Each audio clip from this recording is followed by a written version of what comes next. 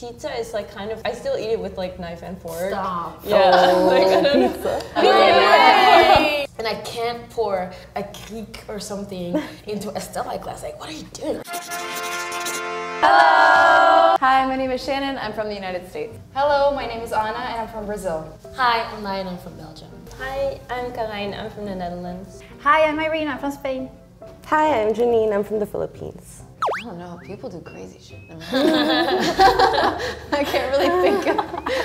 Where are you from in America? I'm from North Carolina. There's not a lot that people don't do in America. So I would say one thing would be like drinking in public. In the States, you can't do that. Like you can't crack open a beer on the street and just drink. So that's probably the biggest one that comes to mind.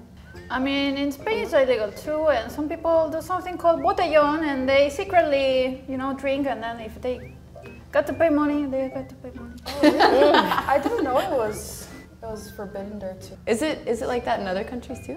Oh, we can drink. Like if you do a picnic, you can like have wine or something, but you can't be like openly drunk. Like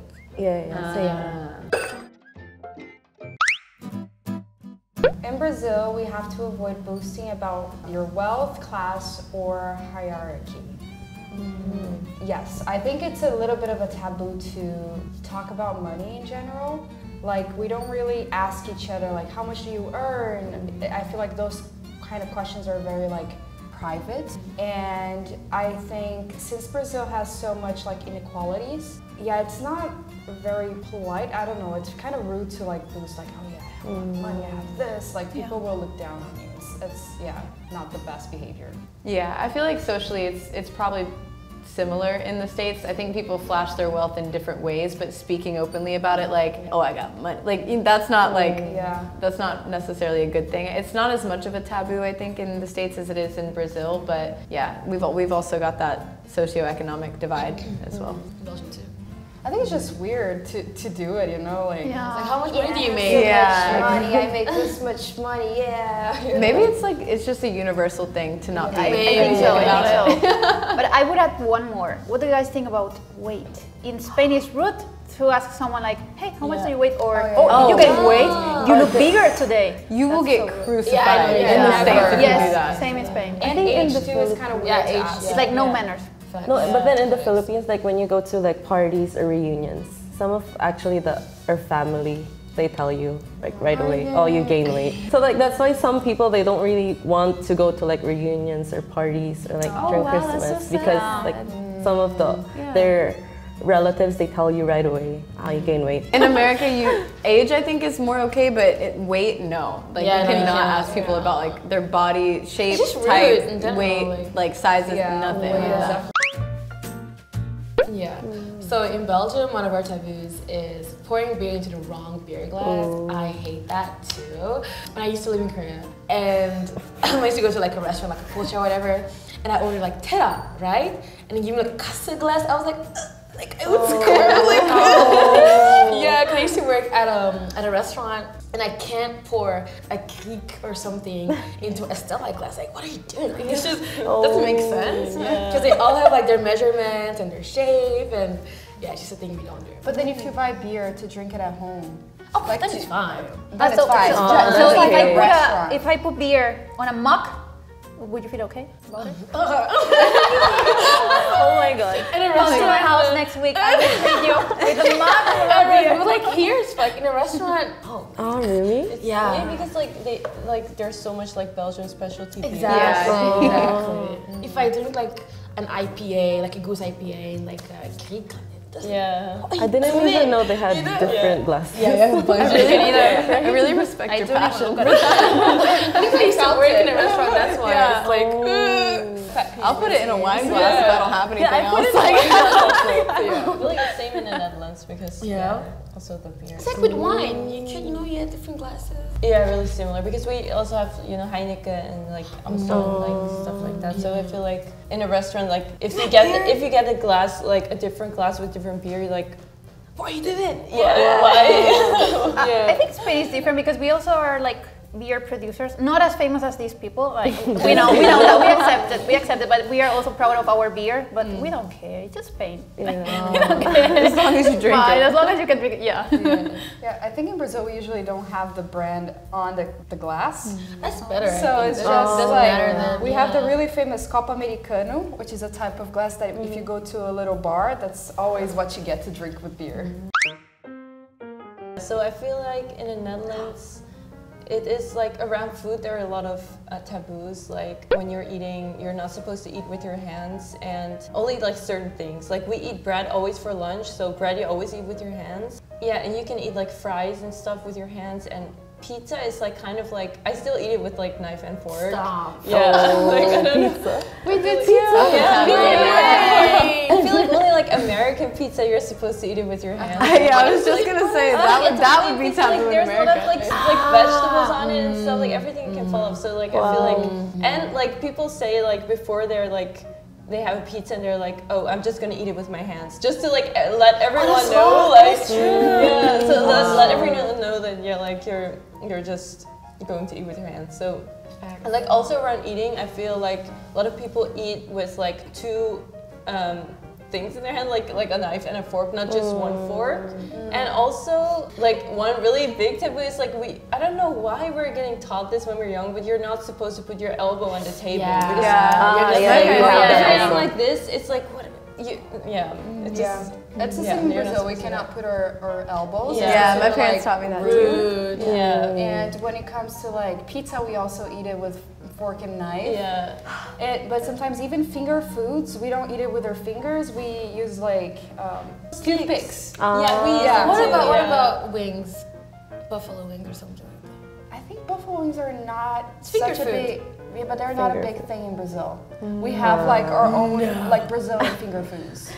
I mean, we have it, but if you go to like a Brazilian bar, I don't think they're gonna have it. They're gonna have like fried manioca, or they're gonna have like fries or feijoada balls or something like that. Guys, what about croissant? I Croissant. mean, I'm so confused every time I go all around the world, and I always get the fork and the knife. But in Spain, even if we get it, we just eat it with the hands. Like it's delicious. Like No, I feel like that's with your hands. You Yeah, just like right. need the knife to spread something on it, right? everywhere I go, bread they is always like give me everything. It's like how can I cut this? It's like all falling apart. Like, I love my croissant. It's on the floor.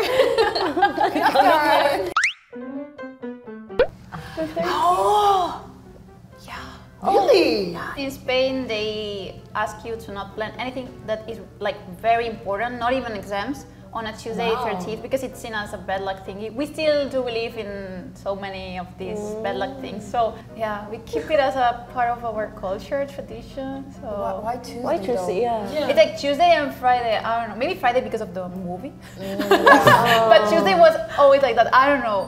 But someone in my family was married on a Tuesday 13th, and they spent their whole life together. So actually that broke our way of thinking. But usually it's seen as something bad. But I don't know. Yeah, You guys don't I'm have doing something. okay. Yours is Friday, right? Friday the You're 13th. fine. It's not Birthday Tuesday. falls on a Tuesday. 13th. There's a lot of superstitions like that in the States as well. Oh, what kind of? Well, the Friday the 13th is a Yeah, Friday the superstitious date. Like a black cat crossing your path, walking underneath a ladder, breaking a mirror, Oh, I know one. stuff like that. Yeah. Like you know when you're your friend and there's like a pole or something, you can't. Yep, don't you split have the to pole. walk. Yeah, you have to walk the same way. Yep. Else you will fight. If you have like a new relationship and you guys split the pole or something when you're walking, you'll break up soon. I'm like, don't do this. You have the one in Belgium as well, where like if you have a beer and if you cheer, that you have to look the person in the Yes, eye. and that's like 7 years of bad. It's actually like putting down the glass without drinking after cheering. That is 7 years of bad luck.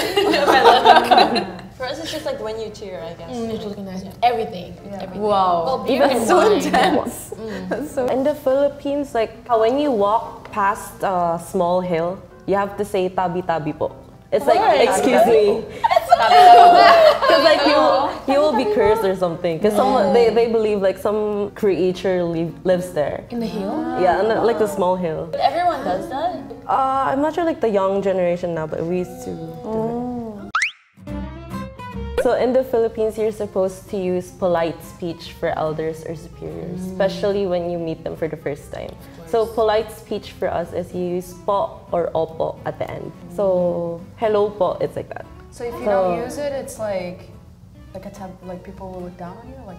Or like, it's not really polite to do that. So like, for example, you're older than me. I'm gonna tell you hello po, like when you meet for the first time. Yeah. So like, especially for people you've never met or like met for the first time, or elders or superiors also, you use sir or ma'am. We definitely do that in the States too, Yeah, the sir and ma'am, or like ma'am. Mr. and Mrs. Yeah. Yeah, there's like a precursor if you don't know the person.